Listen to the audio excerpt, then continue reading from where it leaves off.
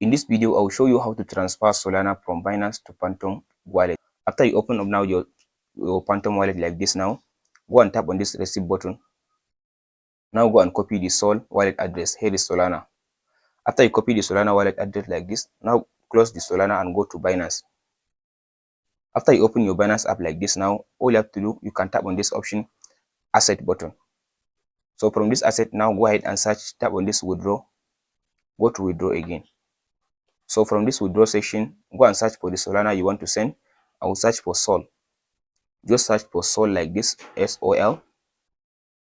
So it will give you, here is it now, Solana. So tap on this. After you select the Solana, go to send via crypto network.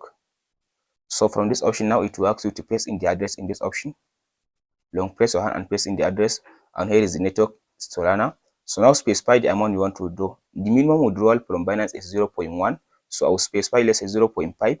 So from there now, if I tap on this withdraw button, now the Solana will be sent into my Phantom wallet. That's it, guys.